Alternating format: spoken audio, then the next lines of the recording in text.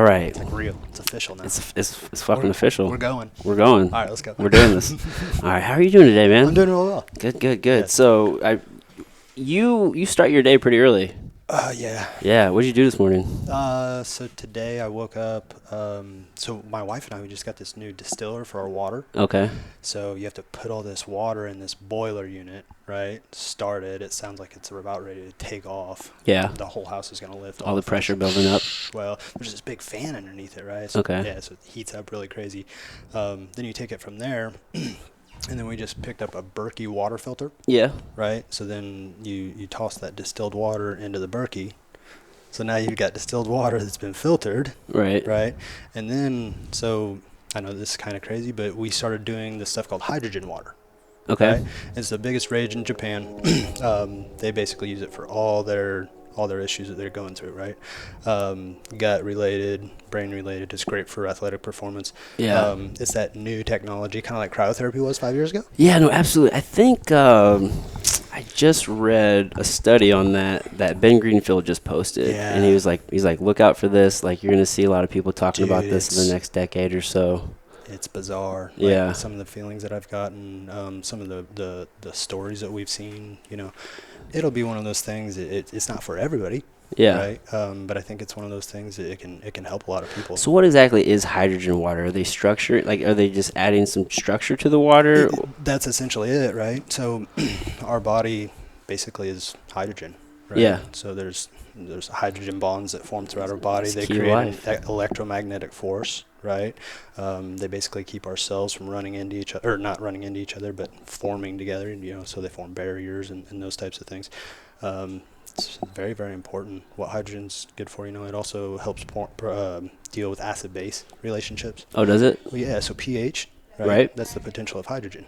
Oh, I never knew that. Yeah. The potential of hydrogen. Okay, so that's the pH scale. Oh. Yeah, so like H+, right?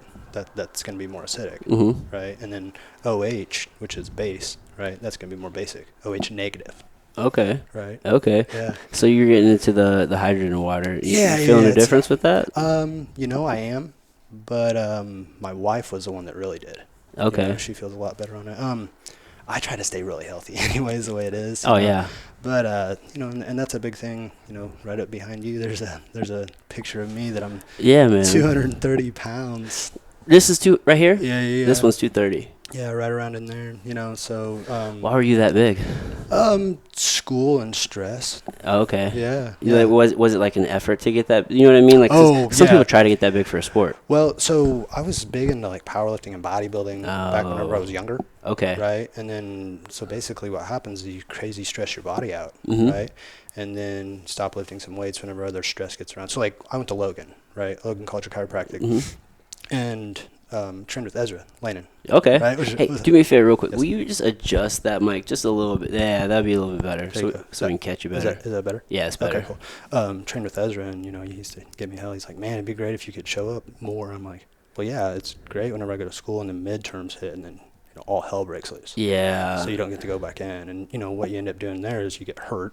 Mm-hmm. Right, so all this crazy stress. You're not sleeping, you're not eating well. You start getting into beer a little bit, and bad food because it's easy. Oh, yeah, convenience. We had 22 finals in one 10-day, 14-day period. Holy shit, why so many? That's a lot of finals. Yeah, you should. I'll send you a picture of our schedules from where we went to school. It was crazy. How is it you have that many finals, like in a 10-day period? I mean, that would... So finals, and then I feel like papers that are due, and then labs, those types of things. How many classes does that include? Sometimes there were 12, 13 classes that were taken. Wow. Yeah. That's a heavy course load, dude. It's legit. Yeah, man. That's why school's so expensive. Yeah, you've done a lot of school. So expensive. Yeah, man, you've done a lot of schooling. You sent me, you sent me like all your credentials and shit. Yeah. I'm just like, whoa. Yeah. Yeah, a lot of time. This is my favorite thing to do in the world, right? So, like, I actually went to school to work with professional fighters. Yeah. Dumbest thing in the world, right? Yeah, what made you want to do that? Because I'm from Hillsborough, Illinois. Yeah, right? Home of Matt Hughes. Yeah, I grew up on Matt Hughes, and then, had one of my best friends. He fought in King of the Cage. Okay. Right? So I actually got to corner him That's way back in the day. Cool experience. Right? Out in Vegas. I was going to SIUE. It was actually up in East Moline. Oh, really? So cold that day. I still remember it. Worst weather I've ever been in. So then I was like, I don't really like getting punched in the face. Yeah. So much. Did you try it? Do I train? Did you ever try to fight? No, I never got into the ring. Okay. You know, for me, martial arts was more about, anti-bullying. Yeah. And, Just the ability to protect yourself. Yeah, but I really like sports. Yeah. Right? So as soon as mixed martial arts came along, I'm like, oh, I really like martial arts and I really like sports, and there's a place where these guys compete. Maybe I can go in and help a coaching team. Yeah. And then I thought, well, what's the number one component that fighters deal with? Injuries. All the time. Right? Yeah. So if I can help mitigate injuries, then my fighter can win. It's so tough to do. But it's not. You don't think so? No. I don't think that it's hard to get better. Right? What do you mean? To improve on mitigating injuries. So there's acupuncture. There's certain nutritional products that you should be able to, that you can take. There's rehabilitation protocols. Yeah. So my fighters, they all go through a warm-up right before they jump on the mat. Well, now, I guess where the difficulty will come in is them actually following through with the protocol. That's sports, though. That's not just fighters. That's every athlete. Oh, absolutely. Yeah, absolutely. So the same problems that I have with the basketball player are the same problems that I have with the MMA fighter. The difference is that the basketball player has to dunk a ball. He has to check that box off, right? The MMA fighter has to get punched in the face. Yeah, but I can tell you from experience, like your body gets way more beat up doing MMA than any other sport, right? 100%. So that's going to increase the difficulty, right, to keep people healthy. That in and of itself. But if you employed those measures, yeah, you would be better than what you were here. Yeah. Does that make sense? Yeah. So how do you increase adherence to the protocol? Results. You get results. Right, but people see an injury. So I've had guys come in with really banged up hands, do some acupuncture, and pain's gone. Yeah.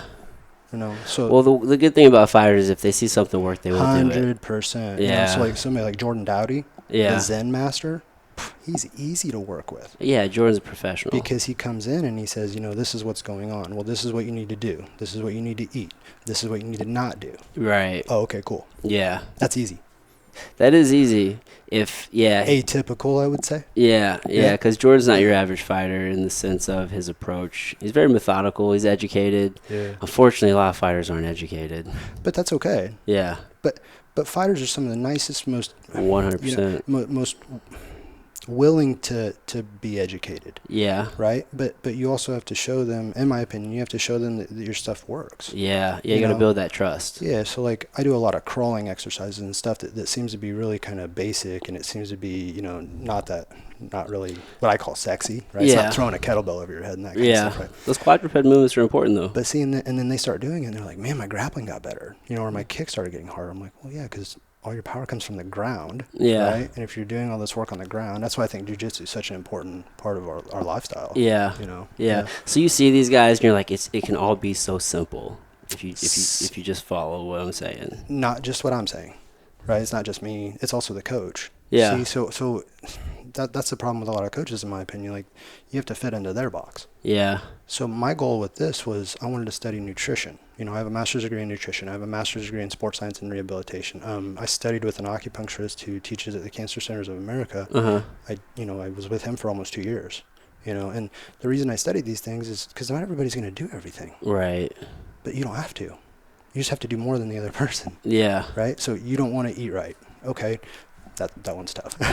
Yeah. Let's throw that one out of the game. You can't out-train a bad diet. How about you don't want to do cryotherapy? Right. Right? Because you don't like the cold weather. Okay, well, take some proteolytic enzymes, and that'll help bust up some inflammation too. Yeah. Does that make sense? Mm-hmm. So it's all about anti-inflammatory, right? So now you have all these different tools, chiropractic, massage, cryotherapy, all these different things that can help get rid of inflammation in very different ways. Yeah. So what is, it might be good for this guy. This guy might hate cold weather. Yeah. This guy might love steak. This guy might love salmon, right? So I have to figure out how to make all that work for that individual. Right. Yeah, that's an important piece, right? Taking an individualized approach. Very difficult. Yeah. Difficult, but not difficult at the same time. So you start out with a very, very rudimentary process, right? So you start out with something like, okay, can I get you to warm up correctly every day? So what's a good warm-up look like? So a warm-up to me, it takes you through all the basic human movements, right? I like rolling. Okay. So I don't know if you've ever seen rolling before, but you basically get down on the ground, you roll around with one arm, right? What do you mean? So you go like this. Like and your whole body goes over. Yeah, okay. Yeah, and you just kind of let gravity do this. From neurodevelopmental standpoints. Okay. That's why I believe that our program is a little bit different than most people's, right? Somebody will come in and they'll have a problem with the squat. Well, a lot of people work on the squat. No, I'm going to put you in crawling because that's where squat comes from. Because it's on the ground. Yeah, but there's also squatting in it. Oh, yeah. Do you see the maneuver? Yeah, in your hips. Yeah. So rolling, right? So basically you're laying on the ground flat, and then you've got your arms above you, legs out, and you might take a leg over. And that's going to take you and put you flat on your belly. Yeah. And then I'm going to bring you back over in extension. What's that look like? Kicking? Yeah. Yeah, taking your hips over. Yeah. So you're working a longitudinal axis, but now you've got the stability of the ground. Yeah. So your body can just go. Yeah, that makes sense. So you don't have the same fatigue and you don't create those same bad patterns. So one of the martial arts instructors that I had to begin with, he was a monster, right? And I could just go balls of the walls against him, right? And it was great because my skill level got better. And he was just ceilinging me, right? Yeah. Putting a ceiling there for me. That's what crawling is. How are you going to hurt yourself in crawling? It's like an imposed ceiling. How are you going to hurt yourself? Does that make sense? Yeah, man. No, whenever I work with people, it's amazing. I was actually just working with a health coaching client the other day. I'm just like, try to crawl. Just like get on the ground and just crawl. Well, and see, so then my thing, going back to this, long story short, back around, 230 pounds. I wasn't living the lifestyle that I went to school to support. How old were you at that? So this is post school at this point? Yeah. So out of school, so that was like 3 years ago. Okay. Yeah.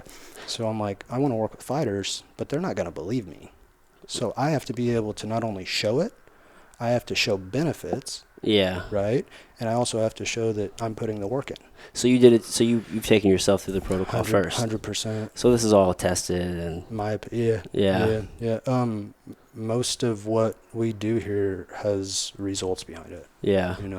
I'm not going to put Sean Woodson on a program that I don't feel confident in. Yeah. That's not right. That's me standing in the way of him. Right. Right. And my goal is to get him supported, whether that's with me or whether that's with some other individual that might be better than me. I don't know if that's out there, but I think we all, we need to have that aspect of, not ego, but we're here to work hard. 100%.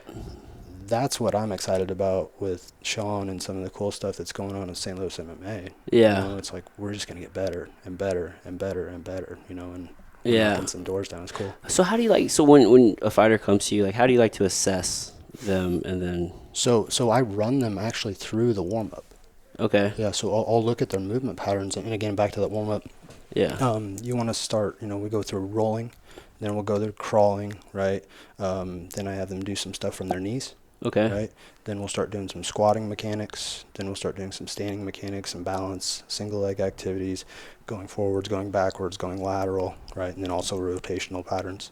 So I teach biomechanics over at SIUE, right? And that's where some of this, stuff, it's really made it more of a foundation for me. That since you're teaching it? Yeah, but looking at all the range of motions. Yeah. Right? Not just two-dimensionally, because that's what most of our activities are.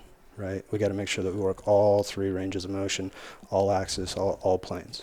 Yeah, it's really easy to develop what the fuck do I want to say? To develop deficiencies in areas, right? Yeah. Because you're overcompensating in one area. You see boxers all the time, so they're always here, right? So then you're really tight, and then you just have this muscular imbalance. A lot of imbalances going on. See, so what you just did right there, going forward and rolling the shoulders forward. What do you do whenever you crawl? What happens to your shoulders? I imagine they kind of sit back, because your chest is going to drop down. So you see how that's very, very, very rehabilitative? Yeah. Right? So every time that you're going to go box, I want you to crawl. Makes sense. Right? So if we're going to go out into the woods, we got to remember that we have to come back. Yeah. Right? And if we come back from the woods every day, right, then I have to do less work whenever I'm going into the chiropractic side, right? You asked me how we mitigate injuries. Every single day. Yeah. Right? Make sure that you're eating enough. Make sure that you're doing your warm-up like you're supposed to. Right? Make sure that you're doing your meditation. Right? Some of our fighters have some issues with mental capacities, right? Mm-hmm. And that's why we get into fighting to begin with. So I could go and hammer this kid with a bunch of strength and conditioning, which he's been hammered with his entire life, or I could put him on the way with some meditation, or maybe with a sports psychologist or somebody like that, and really get this kid some help. And now he doesn't have that interference in his life anymore. Well, the mind is key, right? I mean, that's what's leading the body. Yeah. That's a tough one, right? Yeah. Because everything that we think about with fighting from the biomechanics standpoint, that has nothing to do with the brain. Right. What I do here is we approach it from more of a neurodevelopmental standpoint, right? What does the brain want to do?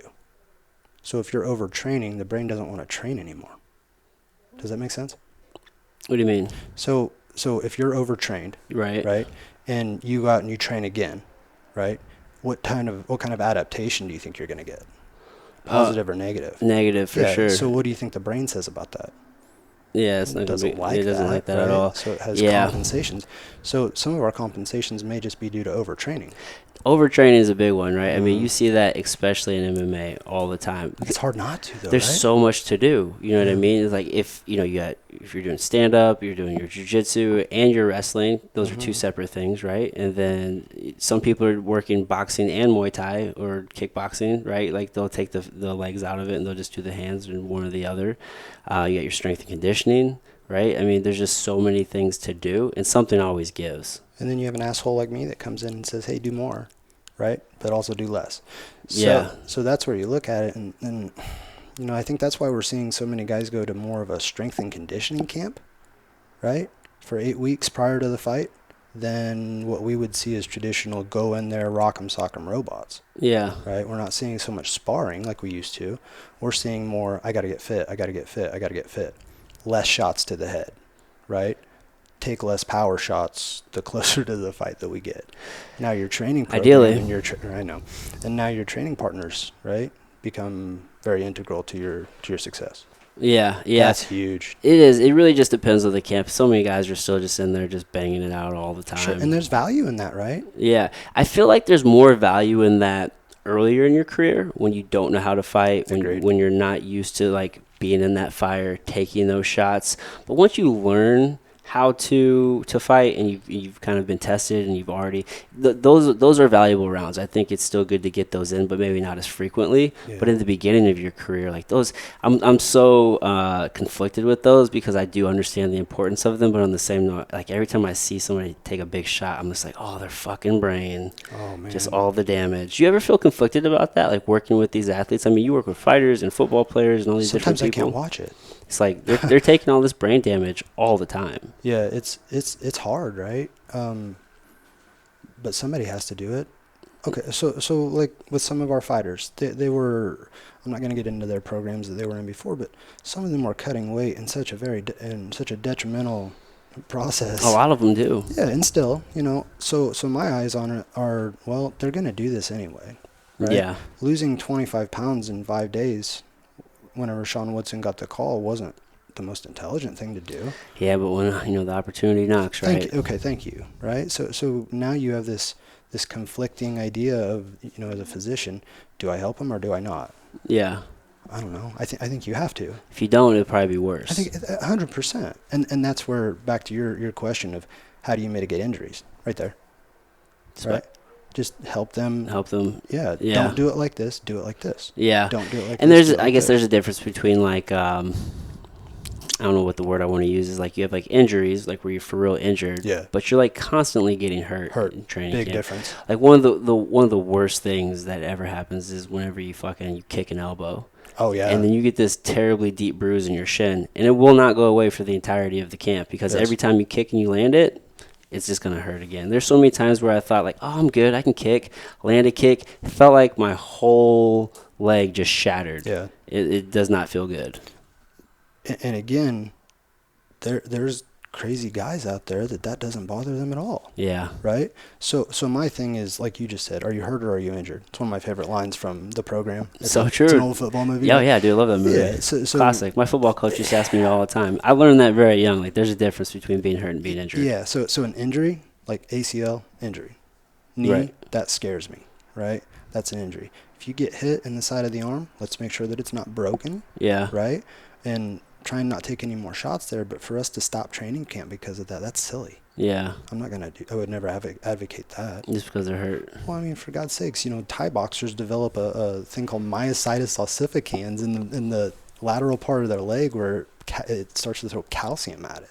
Oh, yeah, calcium buildup. Terribly difficult injury to heal. And it's from just repetitive bang, bang, bang, bang, bang, right? Yeah. And when you start seeing that, well, you're like, okay, well, don't go do Thai boxing for 2 weeks. That Thai boxer's going to look at you like you're crazy. Right. Like, how can we just work through this? I'm here to help you, right? Yeah. First and foremost, so I'm a strength and conditioning guy, right, who just happened to become a doctor.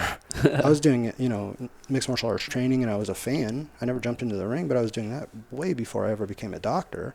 And that's the part that I have to carry with me on your question, right, is strength and conditioning. We got to push. And then as the doctor, it's important for me to say, you can't push right now. Yeah. This is injured, right? Yeah. Concussion. Nope, you're not pushing. Right. In fact, stop everything that you're doing. Stop everything you're doing. Yeah. Take some months. Yeah, and go back in very, very, very slowly. But right. Here's the problem with that. Our guys don't have that luxury. But do they? I think it just depends on when they are in their careers. Sometimes I feel like they think time's against them, and it's not. That I would agree with. You know what I mean? Yeah, that I would agree with. Like, we were just talking about a fighter, I know he hurt his head, and I'm like, dude, just chill. And I was telling him, I'm like, look, man, you can either take 3 or 4 months now, all right, and get better, or you can come back in like a month or two whenever you think you're better, and then you could end up being out for 6 months to a year because you came back too early, and you see it all the time. But then I also don't think that it's fair to the fighter because it's just an arbitrary decision. Right? What do you mean? Well, who is it that makes the decision for a fighter to come back? Oh, yeah. That's why I would suggest get with a medical professional, get some baseline concussion screening, and get with somebody that kind of knows what they're looking at. Right. Does that make sense? Yeah. And again, like running a SCAT-3 takes 8 minutes. It's a balance test. You run through some memory things, and you have to reiterate some words to me. But that test is very, very easy, and there's plenty of people out there that do it. It's just this is one of the last things that we look at because we're reactive to it, and we should be. I right. think, and the question is, how many people would do it for like little to no cost? Because fighters are broke. That's how it works, right? Yeah, I would. Yeah, I have no problem doing that. That's part of the issue, right? You obviously care, right? Like, I've lost money working with fighters, but you will lose money working with fighters. This is my favorite thing in the world to do, and I also want these people to know that this is a professional sport. Yeah. These guys are professionals. The things that they do, it's no different than boxing. Yeah. Right? It's just there's a lot of money at the top, and it's a struggle at the bottom. Yeah, there aren't a ton. There's actually more money in boxing than there is in MMA. 100%. You know what I mean? A whole lot more. We are we're entering a phase to where, like, whenever I started fighting, there were not as nearly as many pros as there are now. It was a pretty big amateur scene. Yeah, so that was shocking to me back in 2004 when I kind of really started looking at the rules and everything. And in Illinois, you just have to say you're a pro. Yeah. What? Nobody determines that? That just changed pretty recently. I didn't even know that. Yeah. So back then it was kind of scary, right? Yeah. And once you go in, you can't go back and all these other things. So I think it's come a long way. It's definitely come a long way. But it's still fighting, right? Oh, yeah. It's still fighting. But because there's not such a large amateur scene like there used to be. Yeah. I mean, you still have it. There aren't as nearly as many amateur shows. I think you're really eliminating a lot of those backwood, like, garage gyms, you know what I mean? Sure. Where people who aren't really training, they're just going there to fight out of ego and just to tell their buddies, like, oh, look, I fought in the cage. And it's amazing that that's still around, huh? They're still there. They're still there. People training in their garage and shit, like, with no coaching or no real skill training.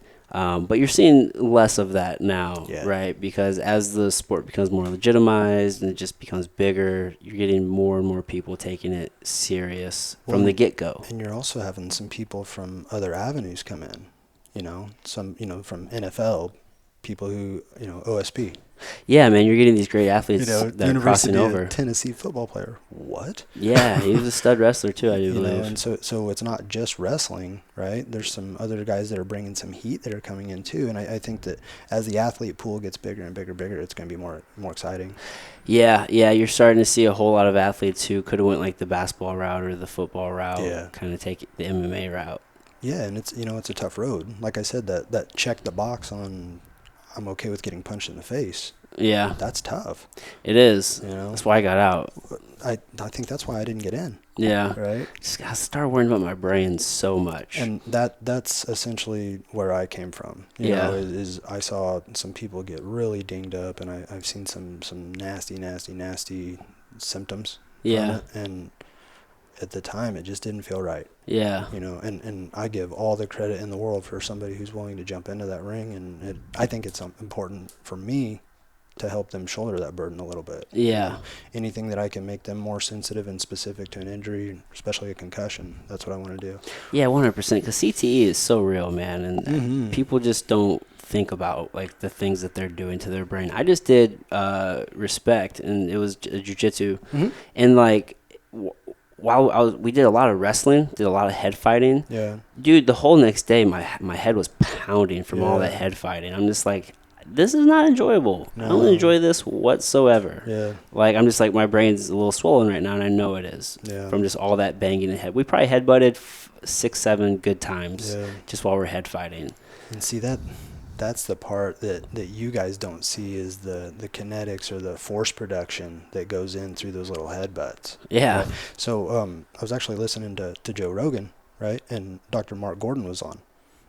He's the one that really discovered the hormonal link between, or hormonal dysfunction after a traumatic brain injury. Oh, really? I don't know if I listened. How recent is that? He's been on 3 or 4 times, but he does some work with veterans. I cannot remember the name of the thing. Sorry, Mark. All good. But he's awesome, right? So he was one of the ones that really helped link up the long-term effects from a traumatic brain injury, right? Yeah. So I think what the story was is that he saw somebody that had a motorcycle injury.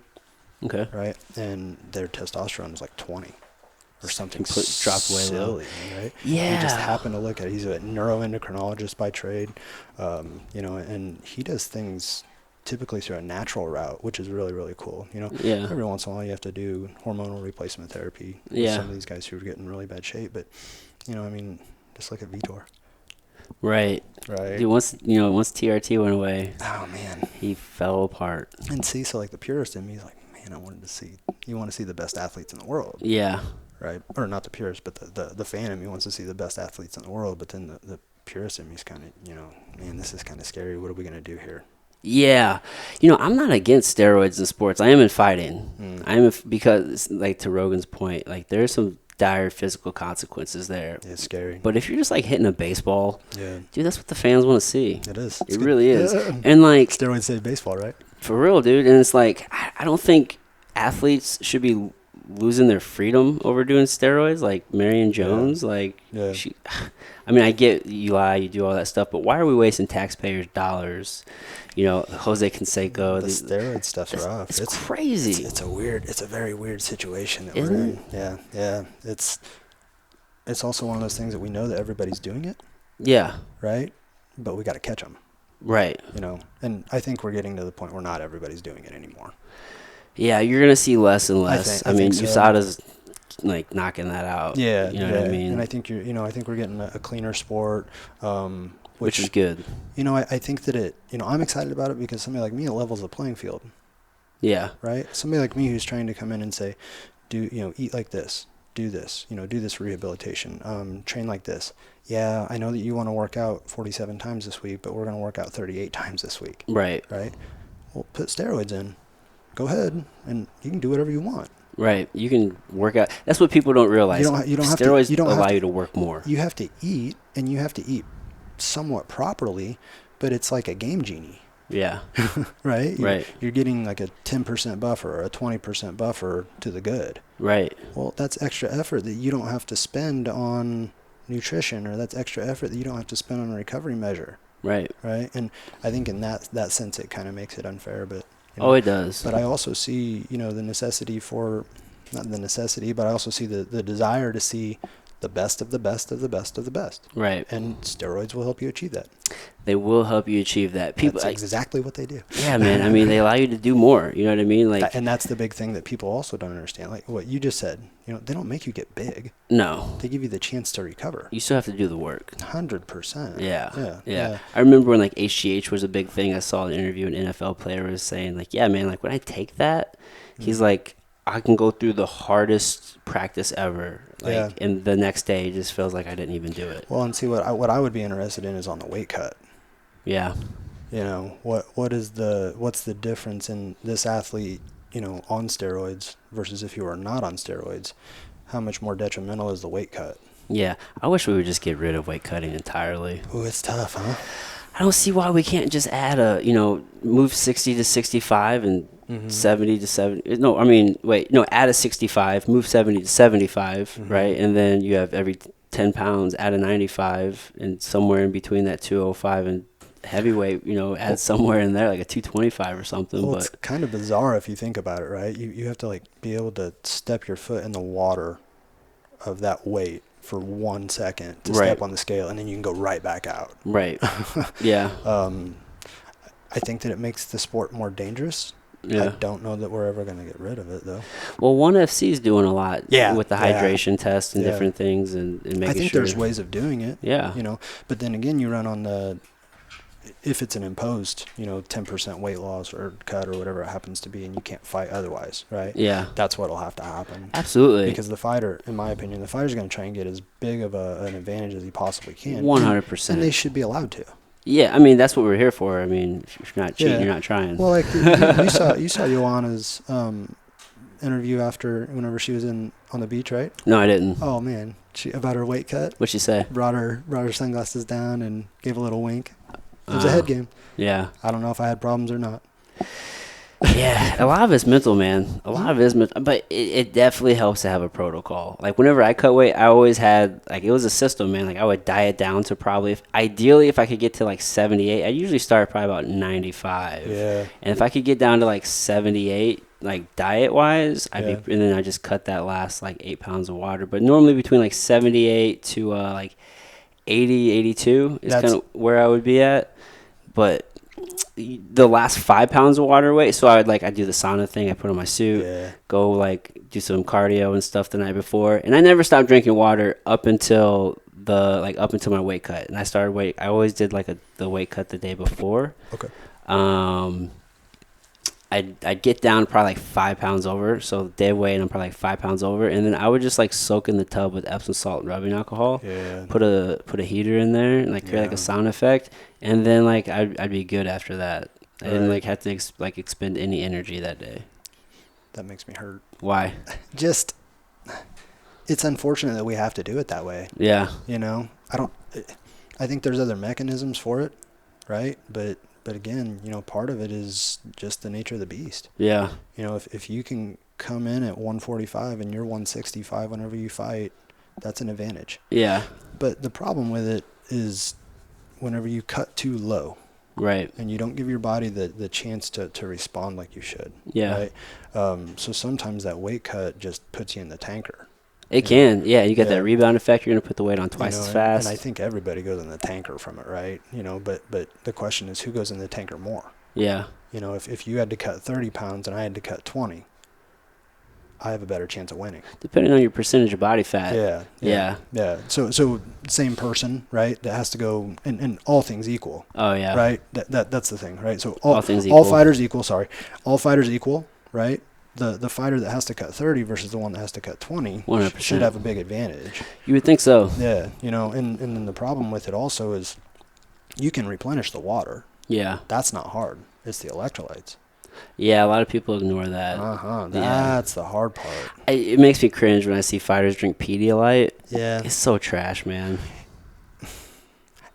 At least they're doing something though, right? They're doing something. I mean, they're doing something. I agree with you. I just start thinking about the gut. Like, people don't think about the gut and what's scary. What's happening there whenever you start taking all these processed things in, and so many things have been sold as healthy, and they just wreak havoc on the gut. We just didn't understand it. Right. I think that's all medicine though, right? These things that get recalled. I mean, if you think of opioids, they were supposed to be the next big thing that will get rid of pain. Look at the problem they caused. Right. The problem was that we didn't have the studies or the long-term studies to go ahead and look at that problem, right? I think the problem is greed.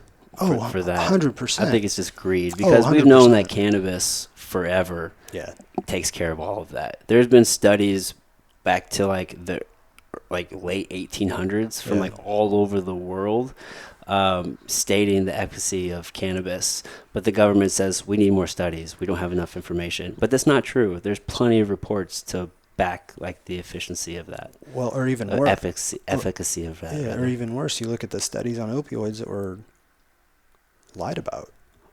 Yeah, right? Tons of studies. So we're talking about something that was pushed on us from a lie. Yeah. Right. And then we're also talking about this is bad because we won't do the studies on it. Right. The sugar studies. There you go. You know, dude. You know what I mean? Ansel Keys, he got us, dude. I think those scientists were paid something not very much money, like a couple $1,000s in today's money or something like that. It wasn't very much money, and they just completely altered the entire course of American eating. Yeah, it's rough. You know. Still to this day, I have patients who come in and say, "Well, fat's gonna make me fat." Nope. No, but that candy bar and that Mountain Dew that you're drinking, that 100% will. Yeah. You know, and that's the thing. Like with Sean and with all the other fighters that start with us, they may have gotten to their weight, right? But I promise you, after they work with us, when they get back to that weight, it is two completely different animals. Yeah. Right? One of them is typically diet on lots of sugar. I hate to say this, right? But we typically strip out the sugar, right? Absolutely. You don't need it. Yeah. People think they need it. Protein and fats. You know, I had a medical doctor one time. He said, your body runs on proteins and fats. And I started to think about it. And there's chemical pathways and chemical mechanisms, right, that will allow proteins and fats to turn into glucose or fuel. Yeah, glucose or fuel for the body itself. Yeah. Right? Yeah. So, and then we also, look at water weight, and glucose just wreaks havoc on that, So not only is this person, making weight, but they're swimming in this inflammatory soup. Yeah. And then they drained all the water. Yeah. So what do you have? Just this crazy amount of these inflammatory chemical mediators that just stick there and stick there and stick there and create damage and damage and damage. And then they wonder why they get hurt. Yeah. Right? Yeah, man. Towards the beginning of my career, I'm sorry. Oh, keep going. Biggest thing for fighters, right? If there's one thing that I can tell you guys to focus on, protein. We're using our muscles so much, right? And that's the number one thing that's going to break down. It builds a structure for every part of our body. So you guys have to get the amount of protein that you're supposed to have in, and then probably even more. Yeah. Right? So what I typically tell my fighters, a gram of protein per pound of body weight, minimum, right? Because what are we going to break down? Yeah, muscle, protein, because they're so active, right? Absolutely. Yeah. The problem is when you got, that's like an athletic protocol, and then you have the average Joe also doing that. It's bro, you don't need that much protein. Yeah. No, that's where people get confused. Yeah, you gotta push it pretty hard, to be able to do it. And sourcing is important, right? Like the quality of what you're putting in. So many people think you can't just go to Walmart and get whatever proteins on their shelf, right? You know what I mean? It's all about and food first. One of the biggest and I still eat meat. We try to go organic. It was expensive, and we spent a lot of money on school. Yeah. But the big thing that I switched over to was a plant-based protein. Yeah. Man, that works wonders. Which protein are you using? It's a COS, but I also use Onnit. I've used hemp protein in the past. Yeah, I like that. Yeah, I use Nativa's hemp protein. I wish it wasn't so expensive. Yeah. Onnit's expensive. You just got to... Yeah, man. They have great stuff, though. I'm not really into supplements for the most part. I'm always about food first. But whenever Have you seen the quality of our food? Well, that's you just have to get the right kind, dude. Scary. So I do mostly you? organic, Good, like almost good. all organic. Yeah. As far as the meats, I try to get grass-fed, grass-finished beef. Yeah, there you go. Always wild-caught fish. So like I am in the organic boat. Yeah. I don't fuck with that other Yeah, shit. that's But good. I'm not gonna lie, man. Sometimes a nice like corn-fed, piece of steak is delicious. Oh, for sure. Absolutely. Yeah. But yeah, no. So I use as much organic as possible. Yeah.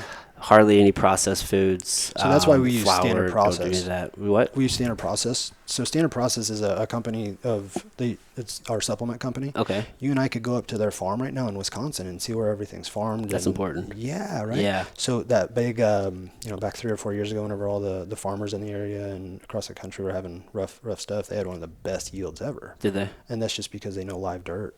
Yeah. And that. Well, no monocropping and. Oh yeah. That's a whole other discussion. Yeah, and they're processing up there. It's a like I said, it's an organic farm, and they test their dirt, and some of the herbs, if they're not producing the amount of effective chemical mediators that they're supposed to, they'll pull it off the market. Yeah. That's what I think is cool versus Walmart or some of the other stuff. Yeah. They're just like, here's a one a day. Yeah. If I do a protein, I usually use Nativa hemp protein. There you go. It's just like for me, if I'm going to take a supplement, it's like a single ingredient thing. Like, Yes. Like I do actually use First Form's OptiGreens. Okay. It's a really good greens mix. I feel like a lot of people can just benefit from a greens mix alone. Like, Oh yeah. you know what I mean? Like if you're trying to figure out where to put your dollars, a greens mix is going to go a long way for you. People just, that or a good multivitamin that is. I feel like that's going to replace the multivitamin. But why do the greens? Why do the greens? Yeah. Because so a multivitamin, and typically a lot of them are going to be like in a hard pressed tablet, which is That's coated in what I'm petroleum. talking about. Yeah, so Yeah. the bioavailability is going to be higher typically in like a greens powder, Yeah. and then also you're probably going to get just a more diverse culture of different things in there. Yeah. So like Standard Process, vitamin C for them, you're not going to see ascorbic acid. You're going to see P vine. Because P vine yields the highest full spectrum of vitamin C, and it's very bioavailable for us. So that's why I think that the source, like you said, like if your tablet is slick, Yeah. that has a petroleum, right? Yeah, most of them are though. Might That's as well just be Teflon. right. So that's what you have to be careful with. So there's lots of different things that we really need to watch on supplementation. Most of us do it incorrectly. Right. Yeah. Right. So I would agree with you. If you don't really know where this thing is coming from and that kind of stuff, it's snake oil to a certain degree. That's why I lean more towards like powders and different Agreed. things. It's just Yeah. the bioavailability is Absorption. going to be better. Yeah, so you're just Yeah. going to really get what you're looking for. Yeah. You know what I mean? Or you're seeing a lot of things now. They're diffusing them in like coconut oil and different things, and connecting it to a fat to help with that. Yeah. You know what I mean? Especially, that's a big deal. yeah, man. Fats and fiber. Yeah. Fats and fiber are what we really need to be looking into to help pull things in and help shuttle them across. Yeah. Yeah, they're so important, right? Like, I mean, cholesterol, vital. Yes. You absolutely, dude. I cringe anytime someone says egg whites anything. Like, Yeah. they'll do like 3 whole eggs and like 6 egg whites or whatever. Why not just do all eggs? I don't understand. So for some of my patients, it really bogs their liver down and it will screw with their gallbladder. Okay. That's the only reason that I would tell them be a little bit cautious with how many egg yolks you eat. But if you don't have an issue with it, go for it. Yeah. That's the best part. Yeah. Always listen to your body. Yeah. Yeah. And that egg white protein, it's very, very, very highly bioavailable. Right. But, I come from an acupuncture background that says harmonization of foods, right? The less separation that we can have from how the food was really.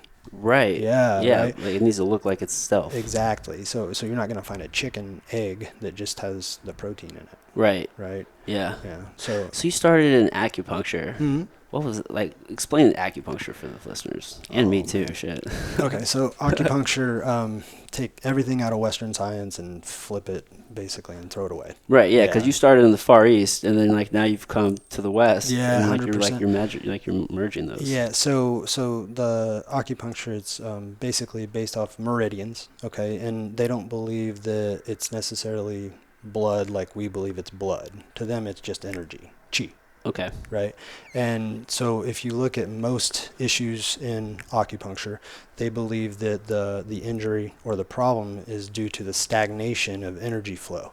Okay. So the acupuncture point almost acts as a stop sign, if you will, for energy, right? Okay. So oftentimes what we'll do is, like for me, for injuries in my athletes, we'll look down a certain meridian, right? And then we'll play around with it, looking for a certain point that might have a lot of tenderness in it, right? That's a point that we consider to be active, okay? And we want to put a needle in that and try and alleviate that stress. Allow for the free flow of energy again, and then you end up with alleviation of the symptom. Right. And there's something to that. It works. Oh, yeah. Yeah, dude. I mean, I'm a huge believer in energy. I feel like we're all just energy. Everything's energy. So Dr. Richard Ton, he developed an acupuncture point that I love for lower back pain. It's called Ling Ku, right?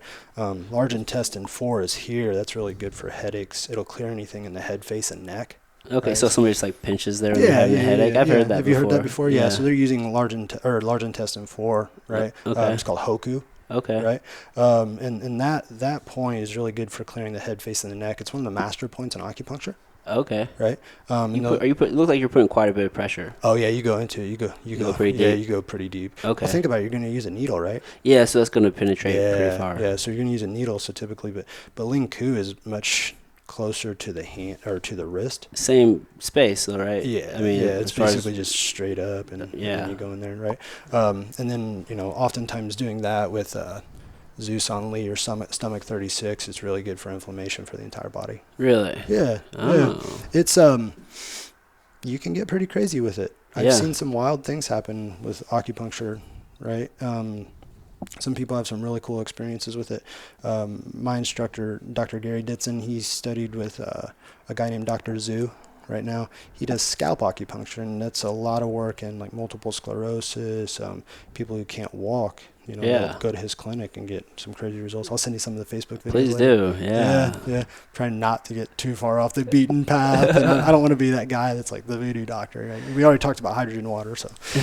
Dude, but here's the thing, man. Like, there are all of these practices which have been around for thousands of years, which are looked at at least in today's Western culture as almost like foo-foo and out there. But innately, we know they work, and fortunately, with today's science, a lot of it is being it's being validated through science, which is really nice. I just read a study the other day. I think I shared it. It was talking about how sage purifies the air, right? Yes. So, I mean, that would make sense when you think about, okay, however long ago people are doing sage for bad spirits because maybe a bad spirit made you sick, which could have been a pathogen in the air, and then now you just use the sage. And so we knew this, but without the science. Right. And for some reason, we quit trusting our innate knowledge of what we know works.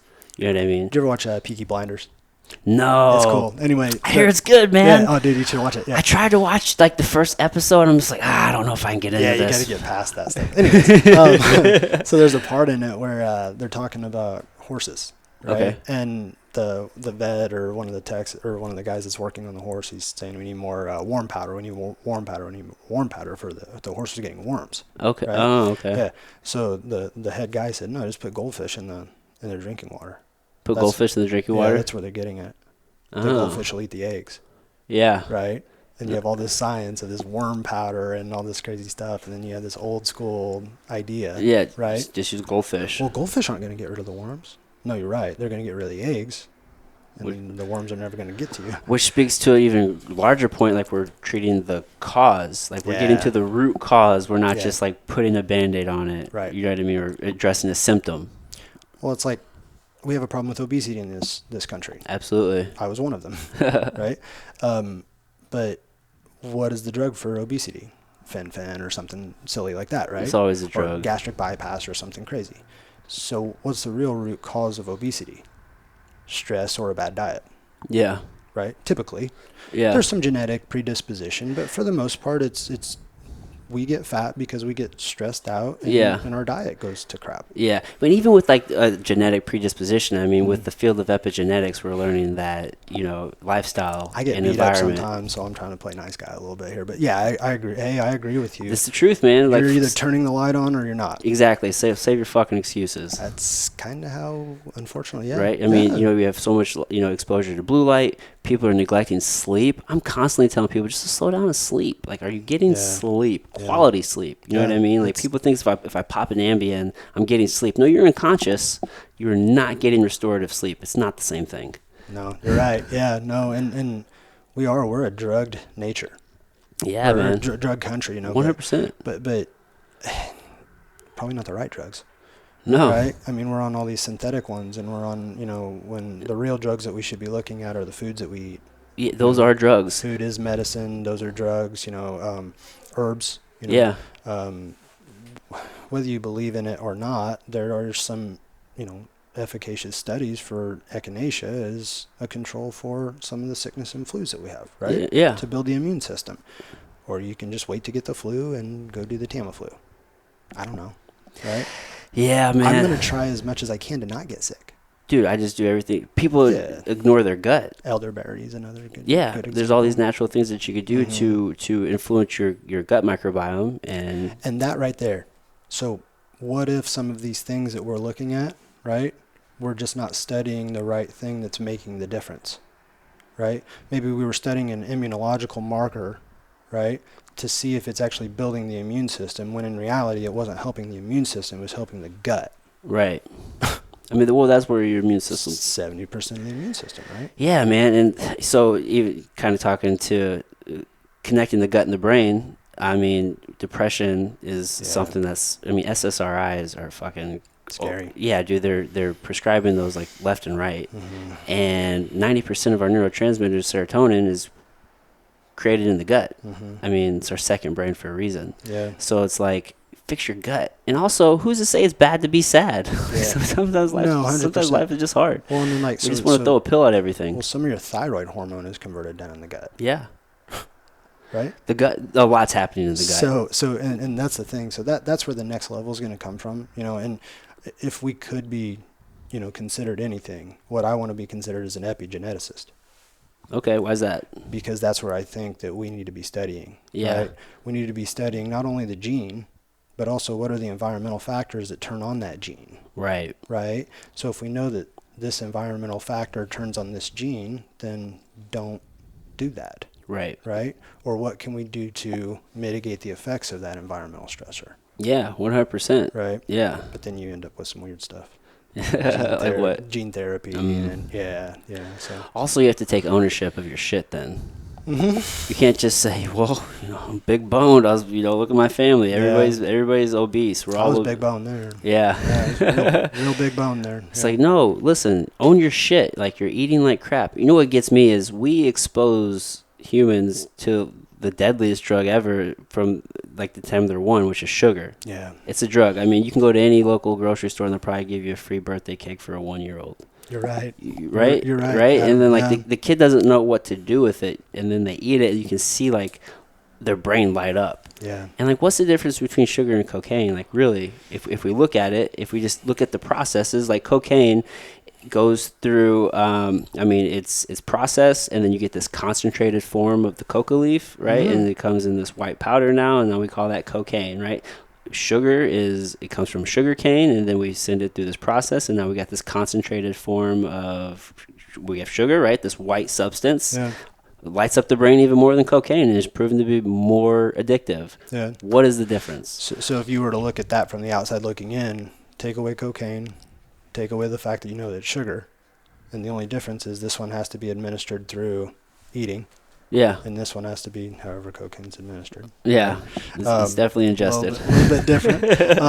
And then you look at that, right? But if you were really looking at it from an empirical standpoint to see what's going on with it, you would say, well, these are causing the same thing. Right. Right? And so what should we be doing? Avoid both of them. Avoid sugar like you do cocaine. Right. So many people think they need sugar. Yeah. Yeah. You don't. No. You absolutely don't. Yeah. There's nothing in the human body that requires the use of sugar. Now, I will say if you want to run it as an athlete, you've got to figure out carbohydrate sources. Yeah. Right? Yeah. But not sugar. No, yeah. Get away from the processed thing. Like, it needs to be real food. Right. You can get like a white rice. I mean, that's a simple carbohydrate. Yes. I do a lot of potatoes. Well, that's what Jordan Dowdy and I were talking about a lot. right? Like there's some people in this industry who want to give you guys candy. Oh, dude. Come on, man. That's what gets me. It's like some of that old school bodybuilder mentality. Yeah. You know what I mean? It's like... But a banana or something, a fruit, right? Yeah. May do the exact same thing. Or at the very least, an organic fruit juice or, you know. I don't even do juices. Agree. Right. But let's pick something that's better. Well, is a juice better, though? Juice is a soda in my mind, because if you're looking at the concentration of sugar, because you are removing that fiber... But if there's no vitamin or mineral in candy, at least you're getting something. And this is how I look at things. It's a utilitarian approach, right? Yeah. It's like, this is a little bit better than and this. There you go. Yeah. Okay. Sometimes incremental is enough, right? And that, Adam, in my opinion, is how I work with fighters. Yeah. We start out slower, and we start working our way up. Right. Right? Yeah. Like this is ideal, but let's take some steps to get there. If I laid everything on Sean that we do now, right, it's not going to work. Right. Whenever we started. If I had taken everything that we're doing with him now and I said, hey, Sean, we're going to do this, and this, Sean Woodson would have looked at me and said, no, we're not going to do that. Right. Or he would have said, yeah, and then not done any of it. Right. So that's kind of to my question earlier, right? Like, how do you get them to like follow the program, Slowly. right? It's like, because it's behavior change. Yes. Right? Every mixed martial arts fighter that comes into this office is hurt. So I take some of that injury away. Yeah. That's number one, right? Because it works. Right. Acupuncture or whatever we have to do. Chiropractic 100% works. I don't know if you saw the Yale study that I posted the other day about the efficacy of chiropractic in dealing with the opioid epidemic. No, I did not. Yeah. I was talking to... so what do they give opioids for? Pain. Yeah, which one? What kind? Typically. I don't know. Lower back. Oh, okay. Yeah, it's like the most common injury. It's one of the most common injuries. Yeah. Right? 80% of the population is going to go through it. And typically what you would get if you had a really severe back pain, you have a 9 out of 10 back pain. Oh, opium. That's what they give you. Yeah. Right? But now what we're seeing is, that's not really the problem. The problem is that maybe you're not strong. Maybe you're not rehabilitated in the movement patterns that you're supposed to have. Right. Right? Maybe you can't crawl and you're walking. Yeah. That's a problem, isn't it? Yeah. Because what did they tell us whenever we were little? You have to what before you walk? Yeah, crawl before you walk. Crawl before you walk and walk before you run. People don't have those mechanics and they're just... Yeah. And where did you learn how to walk? Crawling. Yeah. Right? So not only do they get rid of some of their injuries, but now they start getting better at fighting. Yeah. Because I'm not training the fighter any differently than I train the quarterback out of the gate. Right. It's later on down the road where everything starts getting real wicked. Yeah, real sport specific. Yeah. Right. But in fighting, I don't have to do that either. That's on you guys. Yeah. You guys have coaches trainers and coaches. Yeah. And that's why, as good as I am at what I do, right, I'm nothing without the team. Right? I have to have good coaches around me. I have to have somebody that's going to say, hey, this guy got dinged in practice really bad. Yeah. Right? Can you take a look at him? It's about having that team. It is. With no ego, because, this coach wants to have this. You got your boxing coach, and you got your MMA coach, you got your jiu-jitsu coach, and everybody thinks their thing is the most important. And it's like, all right, man, like one of these coaches or all these coaches need to understand that maybe you had a really hard practice in one of these other areas, and we're going to take it easy today on this one. But they don't, and then a fighter will have a hard boxing practice, a hard jiu-jitsu practice, and then they'll go spar. It's just like, what? Sean Woodson posted something a few weeks ago that said a happy fighter is a dangerous fighter. Yeah. You're not happy if you're hurt. No, you're not. You can't possibly be happy if you're hurt. No. Right? And if we can get rid of some of those injuries, like you said with cannabis, right? I think that if you find out that cannabis gets rid of injuries, right, and we're still outlawing it 2 weeks before or 3 weeks or 4 weeks before our fight, like they do now, it's okay to use it, if I'm not correct, right? You can use it basically almost away up from until a fight like camp. Well, even like that they raise the limit so much, good. You would almost have to smoke like the day of. Okay, good. To fail these right? days. Yeah, and This is again, what like Nick Diaz was doing. I'm not advocating smoking, but back in the day, you're looking at somebody that would have been okay to fight on an opioid, but not okay to fight on cannabis. Right. And I think that's wrong. Absolutely. And I'm not here to advocate for cannabis. That's not what this is about. What I'm saying is that these things are just metrics or different things that we're going to use to try and get you better. Yeah. And if it works, then it needs to be in. As long as it doesn't give you an advantage or create an injury or a potential for another fighter to get hurt really bad. Yeah. Well, right is right and wrong is wrong. I mean, I am here to advocate for Canada. That's what we're talking about. Okay. Sure. But, I want to ask you, so do you, whenever you're assessing, like, do you look at the feet and the ankles? Like, that's always the number one. I mean, if we're talking about the chain, so many people have tight ankles. I mean, shoes are god-awful. That's why you crawl. Yeah. Yeah. So whenever I crawl with somebody, right, it can be rehabilitative for a shoulder, it can be core, it could be knee, or it could be ankle, right? And you can get a lot of work done in the ankles and the feet just with doing some crawling. Yeah. In fact, that's probably where you develop the idea of what we call dorsiflexion, right? You pushed into the ground with your foot, and it started to go from down like this. Plantar flex. Yeah. The dorsiflex. Yeah, right. And so with the feet, I think that it's very, very, very important. But we only check the feet whenever we're standing. Yeah. Why don't you check the feet whenever you're crawling? That's where it all starts. Yeah, it all starts in the feet. So basically, what I would advocate on everything is crawl all the way first. down to the big toe. Crawl. Oh, yeah. 15 degrees extension in the big toe is one of the most important things that one of our athletes can do. Yeah. I mean, how many people have messed up feet? Turf toe is rampant. I mean, and then you compound that with, again, shoes, which oftentimes put your heel elevated, so you're in a constant flex motion, right? I mean, state, rather, and it just creates this issue up the chain. Yeah. Yeah. No, you're 100% right. Yeah. You know? That's why whenever somebody comes in here, we look at everything. Yeah. I mean, if you ask my guys, there are plenty of times that I treat their big toe. Yeah. Yeah. What are you doing that for? Yeah. You know, I'm just making sure that thing's moving like it's supposed to. Can you move it on the left like you can on the right? Yeah. That's one of the things that really stuck out to me about you. Just kind of, because you've actually, so whenever I started the podcast, like, I just put a very like comprehensive list of people in the area. You were definitely like on my list for like, because I've been aware of you for a while with Jordan and different things, and like you take a very holistic approach with everything, right? I mean, you're talking about nutrition, you're talking about recovery, you're talking about, you know, the training aspect, right? Like all of these things are important, and they all play a role. Huge. You know, and I think one of my biggest benefits is that I can kind of intermediate between nutrition and the strength and conditioning expert. Yeah. Because I can essentially do both, right? Yeah. But even on a team, right? If there's two people that typically won't communicate with one another, right? Yeah. Put me in one of those roles, now there's a better communication. Yes. Does that make sense? 100%. Yeah. So like if I'm working on a team with a nutritionist, right? I have no problem taking a back seat. But you better know it better than me. Yeah. You better be right. You better be doing the right treat or the right therapy. Yeah.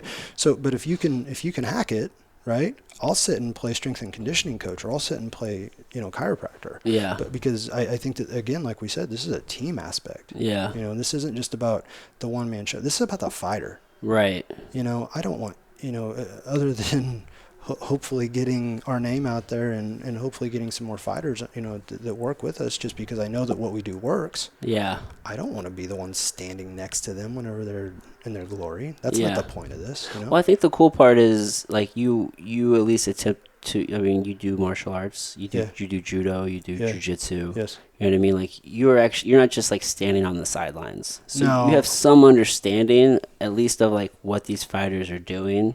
You know what I mean? Because you've immersed yourself in their world. Yeah. And that's important. First. Yeah. I was there first. You know, I started training back in 2004. Yeah, so you're a martial artist first. Yeah, and that's what, you know, it's funny, some of my teachers, I don't think it's not that they laughed at me, but they thought that I was crazy for wanting to work with mixed martial arts. That's all I know. A little crazy for it. It is. Well, it doesn't fit the business plan, right? Yeah. For a typical chiropractor. But at the same time, I look at it and I say, nobody else is helping these guys. Right. We're on ESPN right now, Adam. You are? We are. No, like mixed martial arts is on ESPN. Right now, yeah. Right? Would you have ever thought that we're here?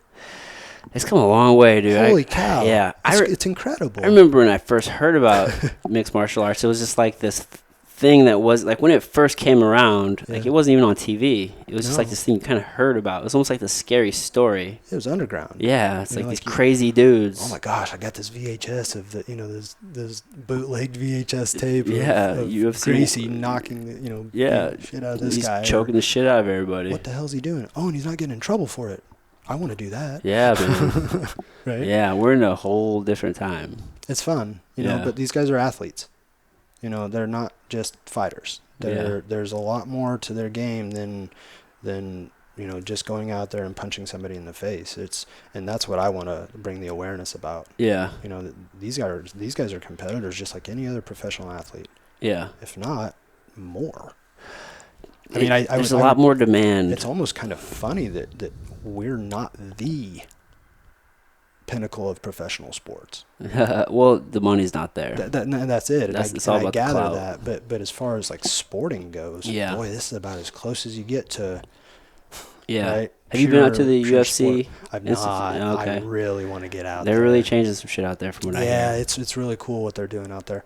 You know, and I think that their work, I'm sure that they're doing a lot of the concussion protocols and things like that. So I think we're going to see a lot of our fighters, after they retire, they're not going to be as dinged up, and I don't think that we're going to see as much, you know, symptomatology come along afterwards. That's the thing that I've learned. Is, you know, I guess at 35 years old, I guess I've been doing this long enough to say this, but the young kids, they don't see what's going to happen to them whenever they're 35. You don't care. No, you don't. You feel like you're invincible. Yeah. So you know, I mean, if nothing else, you know, if I can get a couple of these kids to listen to me and I stop them from jumping into their cage. I saw that guy from the Minnesota Boxing Club. Did you ever see that? Mm-hmm. Where the ring. You're probably deeper in the MMA scene these days than I am. Well, no, this is a boxing. Oh, was it? Match. Yeah. One of the guys, you know, he was going to the wrong corner. Oh, because he's. And they still allowed him to fight, and then he ended up passing away later. Oh, that's the boxer that died. Yeah. Oh, I didn't know. No, this was before all the new one. Yeah. Like this recent string of them, right? Dude. Like 5 or 6 here in the last 3 or 4 months. Really? Well, I mean, from MMA fighters to boxers, I mean, we're seeing a lot more of it, right? Yeah, man. I mean, just I feel like, and I think it's going to be a scary place, but I think we're going to see a lot of those like old school fighters start doing some crazy shit like you see like those NFL players do. I hope not. You hope not, you know what I mean? But those early guys, you know, like the Mark Colemans and different things, and like that era, I mean, they took a lot of damage. They did, you know, and I think that it's on us to do something about it, you know, and try and get those guys the right help, because those guys are our heroes. Yeah.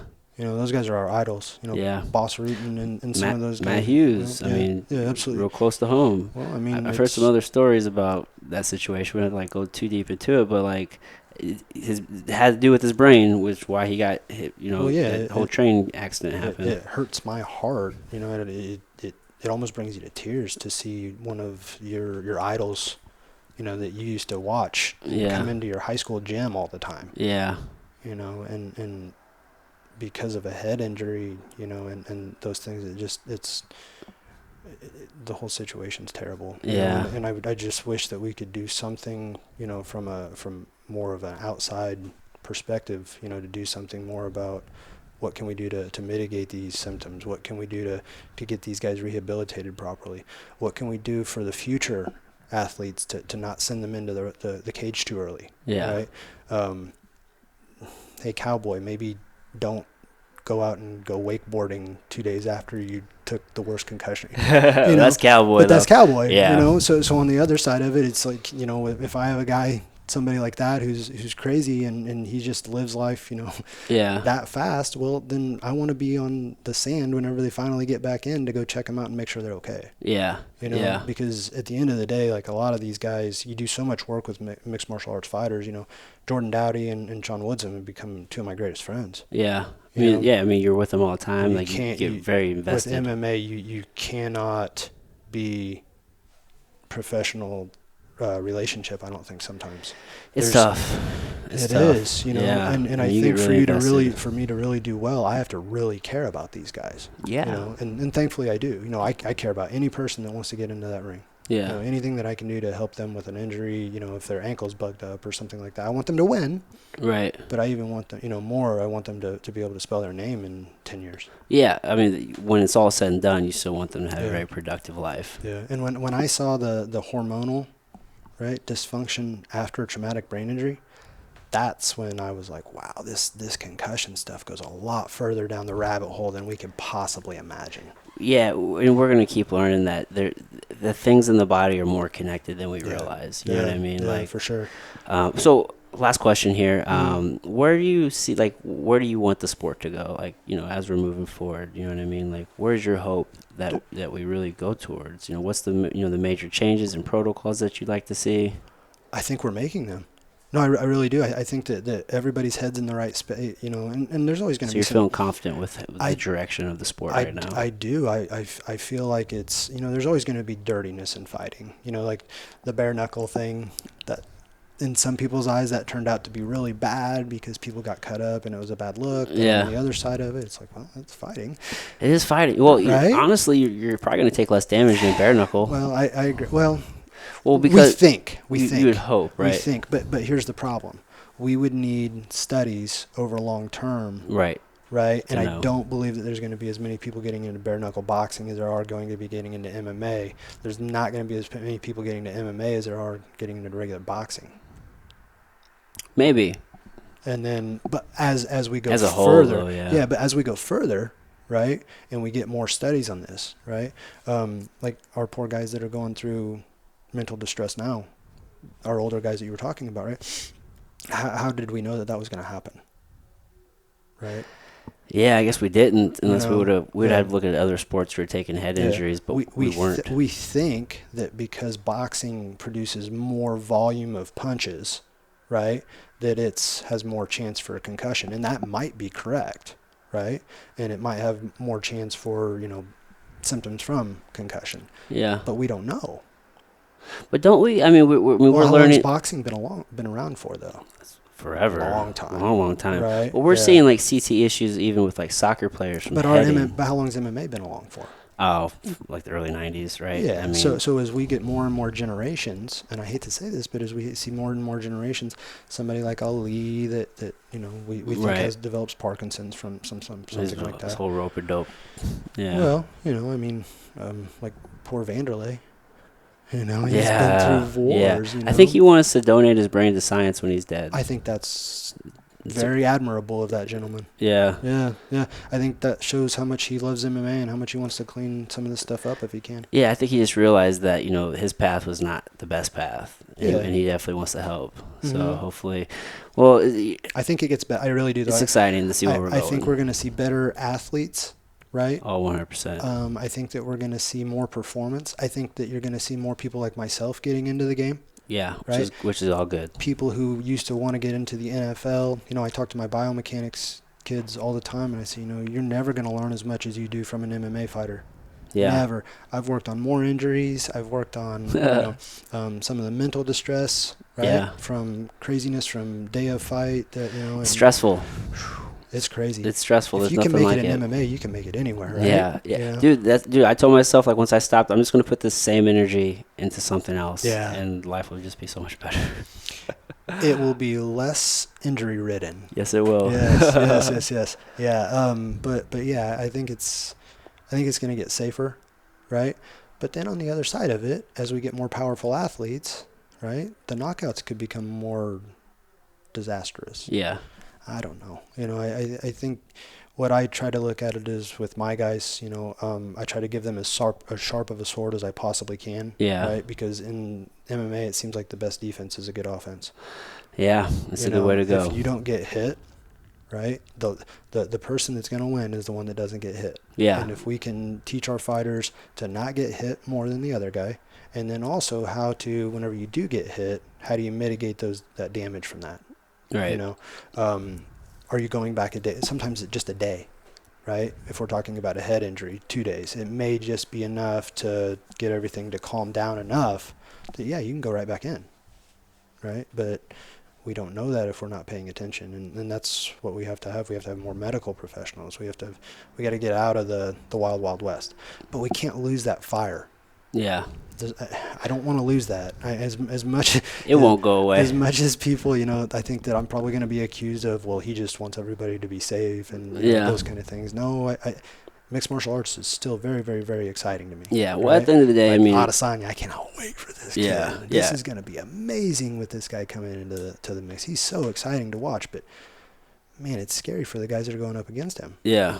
You know? Well, it's still fighting at the end of the day, right? 100%. And that'll definitely still be there. So, yeah. Dude, well, hey, I really appreciate you taking this time. Absolutely. Dude, we'll have to do this again, man. For sure. Because we could definitely probably keep talking. Yeah. But I really appreciate it. I'm going to leave the floor to you, though, for a second. Tell the folks how they can check you out, get a hold of you if you have questions or anything like that. Yeah. So the best place to check us out is Facebook, Sherer Chiropractic Center, Godfrey, Illinois, right? Our phone number is 618-468-1188. And again, we work with everybody from the professional mixed martial arts fighter to, somebody that's just trying to lose a little bit of weight. Somebody, my wife actually, she specializes in weight loss. Some of the surgeons in the area send her patients to lose weight before their surgery, which is great, so that they're not putting too much weight on a knee replacement or something crazy like that. And then also on top of it, our new business, Clean Cooks, right? So what we do is we make every meal for Sean. We make every meal, or for Jordan. We make every meal for the fighters that work with us. That way they don't have to worry about it. Yeah. Right? You know how it was whenever you were fighting. Yeah. Right? It was bad enough to go from practice to practice to practice to practice. Yeah. Let alone trying to figure out what you're going to eat. Yeah, it helps to have that alleviated. Yeah, so, they come in little individualized packages. You just toss them in the microwave. They're BPA free, right? It's amazing some of the results that we get with it, and whenever our fighters start to go off to the wayside a little bit and start to go on their own diet, that weight starts creeping back up.